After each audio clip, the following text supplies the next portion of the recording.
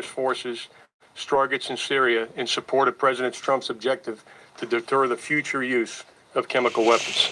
Our forces were integrated throughout the planning and execution of the operation. The targets that were struck and destroyed were specifically associated with the Syrian regime's chemical weapons program. We also selected targets that would minimize the risk to innocent civilians. The first target was a scientific research center located in the greater Damascus area. This military facility was a Syrian center for the research, development, production, and testing of chemical and biological warfare technology. The second target was a chemical weapons storage facility west of Homs. We assessed that this was the primary location of Syrian sarin and precursor production equipment. The third target, which was in the vicinity of the second target, contained both a chemical weapons equipment storage facility and an important command post. U.S., British, and French naval and air forces were involved in the operation, and for reasons of operational security, I won't be more specific this evening. Before we take questions, I'd like to address how this evening's strike were qualitatively and quantitatively different than 2017. Last year, we conducted a unilateral strike on a single site. The focus was on the aircraft associated with the Syrian chemical weapons attack in April of 2017. This evening, we conducted strikes with two allies on multiple sites that will result in a long-term degradation of Syria's capability to research, develop, and employ chemical and biological weapons. Important infrastructure was destroyed, which will result in a setback for the Syrian regime.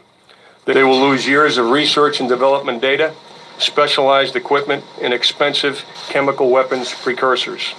The strike was not only a strong message to the regime that their actions were inexcusable, but it also inflicted maximum damage without unnecessary risk to innocent civilians. And with that, the Secretary and I would be glad to take your questions. Mr. Secretary, first of all, did the U.S. suffer any losses initially? And more broadly, the President in his remarks said that the U.S. and its allies are prepared to sustain this operation until Syria stops using chemical weapons. Does this mean that the U.S. and its partners will continue military operations beyond this initial operation tonight? That will depend on Mr. Assad, should he decide to use more chemical weapons in the future. And of course, the powers that have signed the chemical weapons prohibition have every reason to challenge Assad should he choose to violate that. But right now, this is a one-time shot, and I believe that it sent a very strong message to dissuade him, to deter him from doing this again. We'll brief on that in the morning. We want to give you a full brief in the morning. Right now, we have no reports of losses. Thank you. Secretary Mattis, Chairman Dunford, thank you for doing that. Have you seen any retaliation from the Russians or the Iranians? And how long do you think this operation could last? Is it a matter of hours or days, or could go longer than that? Yeah, we did have some initial surface-to-air missile activity from the Syrian regime. That's the only retaliatory action that we're aware of at this time. And the nature of the operation, we've completed the targets that were assigned to the United States Central Command. Those operations are complete.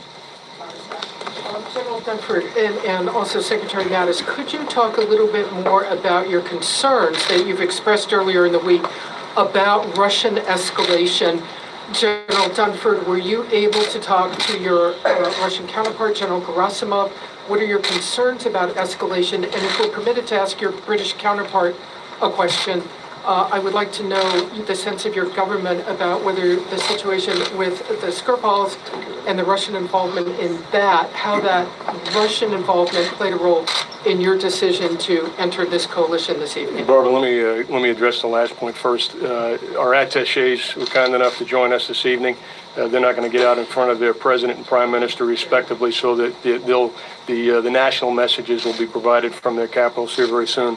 But with regard to the Russian concerns, we specifically identified these targets to mitigate the risk of of Russian forces being involved, and we used our normal deconfliction channels. Those were active this week to work through the airspace issues and so forth. We did not do any coordination with the Russians on the strikes, nor did we pre-notify them.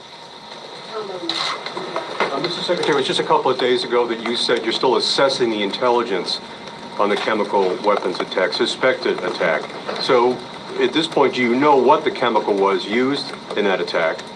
Was it sarin? Was it chlorine? And also, what is your evidence it was actually delivered by the Syrian regime? Say the last part again, Tom. What's your evidence it was delivered by the Syrian regime? Are you quite clear it was? I am confident the Syrian regime conducted a chemical attack on innocent people in this last week. Yes, absolutely confident of it. And we have the intelligence level of confidence that we needed to conduct the attack. As far as the actual chemical used, do you know what it was? Was it nerve agent? Was it chlorine? Do you have a sense of what it was? We are very much aware of one of the agents. There may have been more than one agent used. We are not clear on that yet. We know at least one chemical agent was used.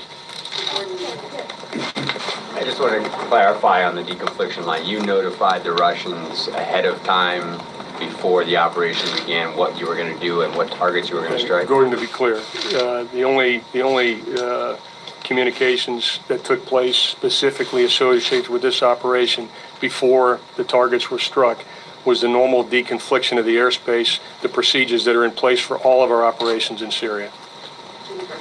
General Dunford, you mentioned that the Syrian air defenses had engaged. The Syrian state TV is saying they shot down 13 Tomahawk missiles. Can you refute that? Jennifer, I can't tell you the results. We literally, as you know, the time on target was about an hour ago, and we came straight up here to give you the best information we have right now. Tomorrow morning, as the Secretary will talk about in a minute, we'll give you the more detailed operational update and some of the details, but those details aren't available to us right now. This wave of airstrikes is over. This wave of airstrikes is over. That's why we're out here speaking to you now. Secretary Mattis, I just wanted to follow up on what you said about the legal basis for this strike. Could you talk a little bit more about that? Because in your testimony the other day, it sounded like you were saying that this a potential strike would somehow be linked to self-defense and the presence of American forces in Syria. Can you say a little bit more about that? And also regarding whether or not there will be future action or additional strikes. You said that it would depend on whether or not the Assad government conducts future chemical attacks, but can you explain a little bit more about what would be the threshold for that? Because there were repeated chemical attacks between the April 2017 attack and today, and would you consider a small-scale chlorine attack sufficient to launch additional strikes? Right now, I would just tell you we're in close consultation with our allies. We review all the evidence all the time. It is difficult, as you know, to get evidence out of Syria, but right now we have no additional attacks planned. But as far as the legal authority under the Article 2 of the Constitution, we believe the President has every reason to defend vital American interests, and that is what he did here tonight under that authority.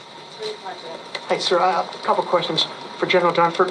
What were some of the targeting considerations or difficulties involved with going after chemical facilities?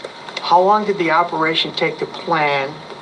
And for Secretary Mattis, last year's strikes were described as proportional, moderate. How would you describe this year's in contrast to that? Yeah, Tony, we chose these particular targets to mitigate the risk of civilian casualties, number one. We chose these targets because they were specifically associated with the chemical program, the Syrian chemical program.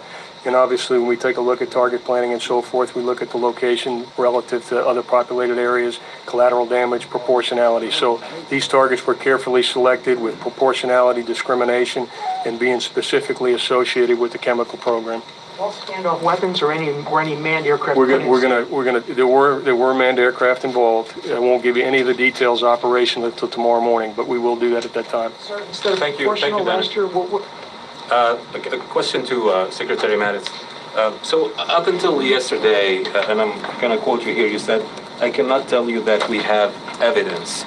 So when did you become confident that a chemical attack happened? And the second one, yesterday. yesterday, after you said that. Yes.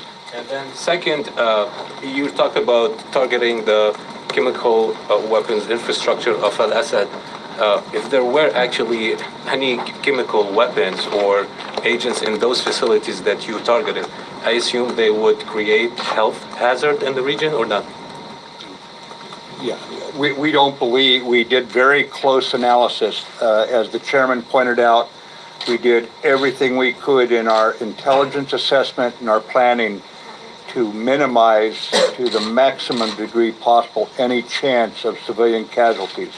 We are very much aware this is difficult to do in a situation like this, especially when the poison gas that Assad assured the world he had gotten rid of obviously still exists. So it is a challenging problem set, and we had the right military officers dealing with it. So you can confirm there's going to be no leak into the air? Or of course not. We'll do our best. When the surface-to-air defenses engaged, did they become a target, and did U.S. air power or other assets take out those targets? Yeah, Tora, I'm not aware of any response that we took right now. Again, we'll gather overnight. As you can imagine, we tried to leave the United States Central Command alone here tonight. They were quite busy. We'll, through the night, gather the operational detail, and we'll be back tomorrow morning to provide that to you. Yeah, Secretary Mattis or Chairman Dunford, last year, you changed the force protection levels for the Syrian troops that were in Syria. There are 2,000 U.S. troops in Syria. Have you changed force protection levels based on potential responses from Russia? Yeah, Hans, as you can imagine, the commander always takes prudent measures, especially in an environment that we're in tonight. So they did make adjustments. Just to be clear on the deconfliction line, you told them that you're going to be operating in airspace, but you didn't tell them, the Russians, what the targets were? That is absolutely correct. We used the normal deconfliction channels to deconflict the airspace that we're using. We did not coordinate targets or any planning with the Russians. What was their response, sir? That information was passed at the operational link from the Combined Air Operations Center in Qatar, so I wasn't on the line. But that kind of information, just to put it in perspective, is passed routinely every day and every night. So they may not have found anything unusual about that particular airspace deconfliction. Thank you so much, Julia Manson from the Financial Times. Can you talk a little bit about any Iran targets that you initially, Iran-associated targets that you initially considered, and why you may have not gone for them? And could your colleagues explain exactly the sort of contribution that you've made to tonight's operation? Again, our allied officers are here out of respect for the fact that they were part of the mission from planning all the way through to the political decision taken. And once their heads of state speak tomorrow, then that'll be the initial statement from those capitals. But as far as any other targets, we looked at targets specifically designed to address the chemical weapons threat that we have seen manifested. The whole world has watched in horror these weapons being used. Those were the only targets that we were examining.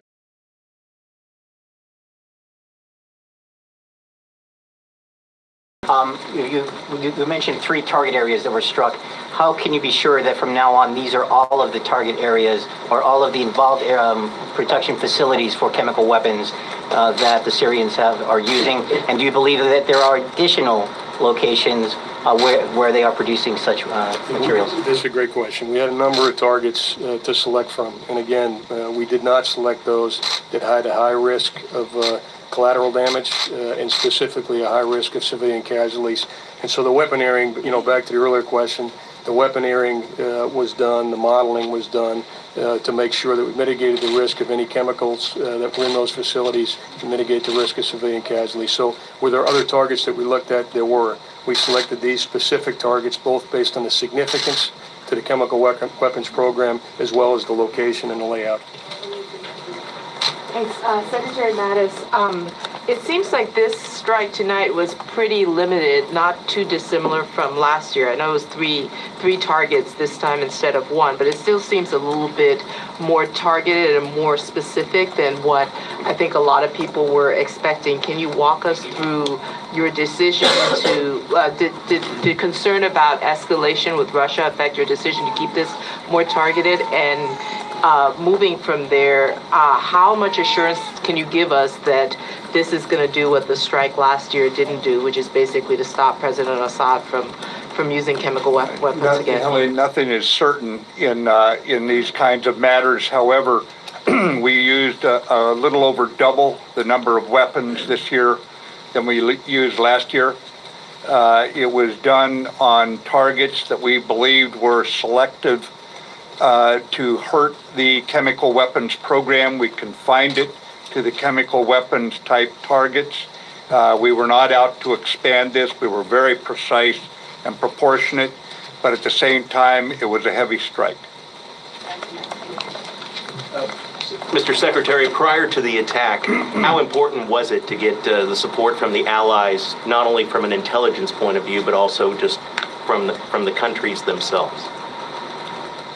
It's always important that we act internationally in a unified way over something, especially that is such an atrocity as this that we've observed going on in Syria. But I would also tell you that these allies, the Americans, the French, the British, we have operated together through thick and thin, through good times and bad. And this is a very, very well integrated team. Wherever we operate, we do so with complete trust in each other, the professionalism, but more than that, the belief that one another will be there when the chips are down. So it's important, and it's a statement about the level of trust between our nations. Could you just let us know whether the Syrians were able to hide a lot of these chemical weapons in the last several days, since there's been so much talk about a possible strike? Did that give the Syrians time to kind of move some of these weapons off limits? And then Secretary Mattis, just to confirm earlier when you were saying you had information about one of the chemicals, but we're all assuming that means chlorine, that you had information confirming chlorine, but not necessarily sarin. If you could just clarify that part. Yeah, Phil, the first question, I'm not aware of any specific actions that the Syrians took to move chemical weapons in the last couple of days. Yeah, we are very confident that chlorine was used. We are not ruling out sarin right now.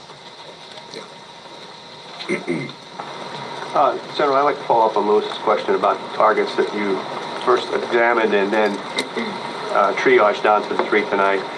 It sounds like you went after facilities and not the actual weapons, as indicated earlier, to minimize accidental risk to civilians. In the targets that remain, could you characterize perhaps the ability to pursue to ramp up again and again have chemical weapons? Yeah, I think it's too early to make that assessment. It's too early to make that assessment right now. Thank you. General Dunford, did any Russian defenses engage U.S., British, or French ships or missiles? And Secretary Mattis, were any of the strikes tonight intended to kill Bashar al-Assad? The only reaction that I'm aware of at this time was Syrian surface-to-air missiles. I happen to be down in the National Military Command Center and was aware of that activity. I'm not aware of any Russian activity, and I'm not aware of the full scope of the Syrian regime response at this time. Again, those will be details we'll pull together for you in the morning. Yeah, the targets tonight, again, were specifically designed to degrade the Syrian war machine's ability to create chemical weapons and to set that back right now. There were no attempts to broaden or expand that target set. And ladies and gentlemen, thank you for coming in this evening. Based on recent experience, we fully expect a significant disinformation campaign over the coming days by those who have aligned themselves with the Assad regime. And in an effort to maintain transparency and accuracy, my Assistant for Public Affairs, Ms. Dana White, and Lieutenant General McKenzie, the Director of the Joint Staff here in Washington, will provide a brief of known details tomorrow morning. We anticipate about 9 o'clock in the same location. But thank you again for coming in this evening, ladies and gentlemen. Thank you, sir.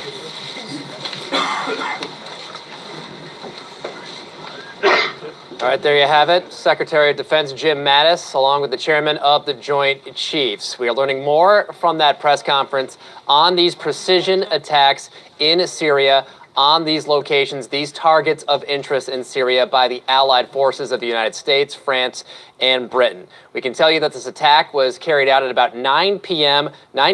Eastern Standard Time. It did include manned aircraft, not many other details other than that being released at this point. We can tell you what was targeted. A scientific research center in Damascus was hit, a chemical storage facility also near the capital city in Syria, as well as another storage and command post close to the second location. Of course, this was all a coordinated effort, as you heard from this defense secretary and from President Trump earlier tonight, with France and Britain, and they come in response to a chemical weapons attack that killed more than 100 men, women, and children in Syria. President Trump says Syria's President Bashar al-Assad did indeed engage in a significant escalation in a pattern of chemical weapons use. He also had a warning for countries he said support the Assad regime. To Iran and to Russia, I ask, what kind of a nation wants to be associated with the mass murder of innocent men, women, and children? The nations of the world can be judged by the friends they keep. No nation can succeed in the long run by promoting rogue states, brutal tyrants, and murderous dictators. All right, President Trump was speaking there earlier tonight from Washington, from the White House, soon after these attacks, these precision attacks in Syria were carried out. Two more things of interest there. You heard the defense secretary say this was a one-time shot attack to degrade the capability of the Syrian war machine to carry out chemical weapons attacks in general. But it is a sustained attack, a sustained effort to seek out and to degrade the ability of the Syrian regime to carry out chemical weapons attacks in the future. But at this point, we do not expect any troops to be on the ground in Syria, and also no reports of any Allied losses in this attack so far from the Americans, from the British, or from the French at this point in time. We do expect to learn much more about how this attack was carried out and what was used. We do know manned aircraft was involved. Not much else other than that at this point. Keep it right here on Spectrum News. We'll have the very latest on this attack as the U.S. responds to a chemical attack in Syria.